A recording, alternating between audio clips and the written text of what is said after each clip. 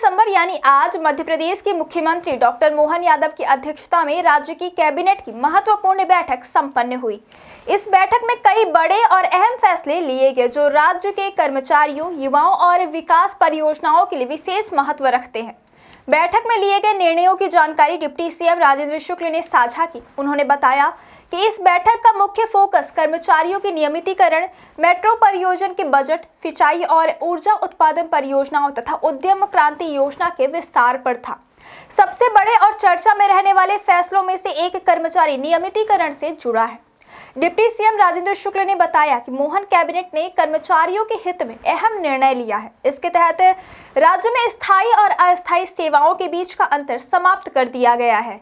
यह व्यवस्था पिछले लगभग 5 दशकों से लागू थी और इसके कारण कर्मचारियों को कई कानूनी दिक्कतों का सामना करना पड़ता था। वर्तमान में मध्य प्रदेश में लगभग 7.5 लाख कर्मचारी कार्यरत हैं, जिनमें से करीब 5% पद अस्थायी थे। इन पदों को 2 अलग श्रेणियों में बांटने से कर्मचारियों को पदोन्नति, वेतन और अन्य लाभों में समस्या आती थी। अब इस फैसले के मुताबिक विभाग प्रमुख सीधे अस्थायी कर्मचारियों को स्थायी पदों में नियमित कर सकते हैं। इसका मतलब यह हुआ कि अब स्थायी श्रेणी पूरी तरह समाप्त हो गई और खाली पदों को नियमित रूप से भरा जाएगा। इस कदम से कर्मचारियों के भविष्य में स्थायित्व आएगा और प्रशासनिक प्रक्रिया भी सरल होगी। बैठक में भोपाल इंदौर मेट्रो परियोजना के लिए बजट को मंजूरी देने का प्रस्ताव भी रखा गया। डिप्टी सीएम ने बताया कि 2025-26 के लिए इस परियोजना हेतु 90.67 करोड़ रुपए का प्रावधान किया गया है।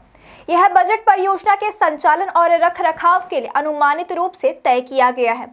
शुक्ला ने बताया कि राज्य सरकार को आमदनी और खर्च में अंतर को पूरा करना पड़ेगा। इस बजट में स्टेट फंड पर दबाव कम होगा और मेट्रो परियोजना को समय पर संचालित किया जा सकेगा। यह परियोजना प्रदेश की राजधानी भोपाल और औद्योगिक केंद्र इंदौर के लिए अहम परिवहन सुविधा प्रदान करेगी और यातायात समस्या को काफी हद तक कम करेगी। इसके साथ ही अपर नर्मदा परियोजना के लिए भी कैबिनेट ने 1782 करोड़ रुपए का पैकेज मंजूर किया। डिप्टी सीएम ने बताया कि यह पैकेज मुख्य रूप से बसनिया और राघवपुर में डूब प्रभावित के लिए है। इस परियोजना से अनूपपुर, मंडला और डिंडौरी जिलों की सिंचाई योजनाओं में तेजी आएगी। इस योजना से कुल 71,967 हेक्टेयर जमीन की सिंचाई संभव होगी और साथ ही 125 मेगावाट बिजली का उत्पादन होगा। पूरी परियोजना की कुल लागत लगभग 5,512 करोड़ रुपए है। इस परियोजना से न केवल सिंचाई की समस्याओं का समाधान होगा बल्कि बिजली उत्पादन के जरिए ऊर्जा क्षेत्र में भी योगदान मिलेगा।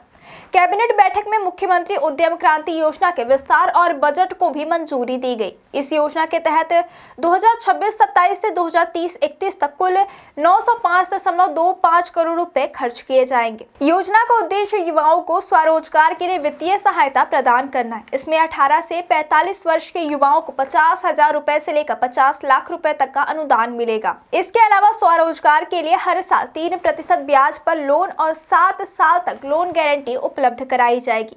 योजना के अंतर्गत युवाओं को स्वरोजगार की दिशा में मदद करने के लिए फीस अनुदान भी प्राप्त किया जाएगा। यह बजट आने वाले 5 वर्षों में योजना को निरंतरता प्रदान करेगा और युवाओं में रोजगार के नए अवसर प्रदान करेगा। कर्मचारी नियमितीकरण और उद्यम क्रांति योजना के अलावा बैठक में अन्य प्रशासनिक निर्णय भी लिए गए हैं। राज्य सरकार ने अस्थायी और स्थायी पदों के विभाजन को समाप्त कर दिया है और इस निर्णय से यह स्पष्ट हुआ कि अब किसी भी विभाग में कर्मचारियों की नियुक्ति और पदोन्नति प्रक्रिया सरल और न्याय संगत होगी। विभाग प्रमुख अब अस्थायी कर्मचारियों को सीधे स्थायी पदों में नियमित कर सकेंगे, जिससे कर्मचारियों के भविष्य में स्थायित्व सुनिश्चित होगा। इसके साथ ही कार्यभारित और आकस्मिक पदों पर सांख्येतर घोषित करने का प्रावधान भी किया गया ताकि इनके उपयोग में पारदर्शिता और नियमन सुनिश्चित किया जाए। बैठक में सिंचाई और ऊर्जा उत्पादन से जुड़ी परियोजनाओं पर भी जोर दिया गया। अपर नर्मदा परियोजना के माध्यम से अनूपपुर, मंडला और डिंडौरी जिले में सिंचाई और ऊर्जा उत्पादन के क्षेत्र में सुधार होगा। इससे किसानों को सीधे लाभ मिलेगा और कृषि उत्पादन में वृद्धि होगी। परियोजना के तहत 71,967 हेक्टेयर जमीन की सिंचाई संभव होगी और 125 मेगावाट बिजली का उत्पादन किया जाएगा। यह कदम राज्य में ग्रामीण विकास और ऊर्जा सुरक्षा के दृष्टिकोण से महत्वपूर्ण माना जा रहा है। भोपाल इंदौर मेट्रो परियोजना पर भी विशेष ध्यान दिया गया। मेट्रो परियोजना के संचालन और रखरखाव के लिए 90.67 करोड़ रुपए का बजट मंजूर किया गया। इस परियोजना से न केवल राजधानी और औद्योगिक केंद्र के बीच यातायात सुगम होगा, बल्कि प्रदूषण और ट्रैफिक जाम की समस्या में भी कमी आएगी। राज्य सरकार का यह प्रयास शहरों की आधुनिक विकास और नागरिक सुविधाओं को बढ़ावा देने की दिशा में अहम कदम माना जा रहा है। उद्यम क्रांति योजना के तहत युवाओं के स्वरोजगार को बढ़ावा देने के लिए 905.25 करोड़ रुपए का बजट पास किया गया है। इस योजना से युवाओं को स्वरोजगार के अवसर मिलेंगे, जिससे बेरोजगारी कम होगी और स्थानीय आर्थिक गतिविधियों में सुधार आएगा। योजना के अंतर्गत ब्याज पर अनुदान, लोन गारंटी और फीस अनुदान जैसे प्रावधान युवाओं को आर्थिक रूप से सशक्त करेंगे। इससे राज्य में नवाचार और उद्यमशीलता को भी प्रोत्साहन मिलेगा। इस बैठक में लिए गए निर्णय राज्य के विकास, कर्मचारियों के स्थायित्व सुनिश्चित करने और युवाओं को स्वरोजगार प्रदान करने के दृष्टिकोण से ऐतिहासिक माने जा रहे हैं। कर्मचारियों का नियमितीकरण, मेट्रो परियोजना का बजट, सिंचाई और ऊर्जा उत्पादन की परियोजनाएं तथा उद्यम क्रांति योजना के विस्तार से मध्य प्रदेश के प्रशासनिक और सामाजिक ढांचे में सकारात्मक बदलाव आएगा। यह निर्णय राज्य के भविष्य को मजबूत करने और विकास को गति देने की दिशा में अहम कदम है। अंततः 16 दिसंबर को मुख्यमंत्री मोहन यादव की अध्यक्षता में हुई कैबिनेट बैठक ने राज्य के प्रशासनिक और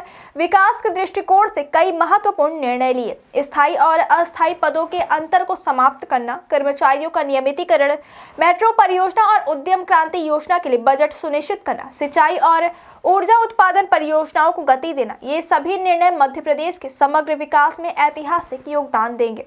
इन निर्णयों से कर्मचारियों को स्थायित्व मिलेगा, युवाओं को स्वरोजगार के अवसर मिलेंगे और राज्य की विकास परियोजनाओं में तेजी आएगी।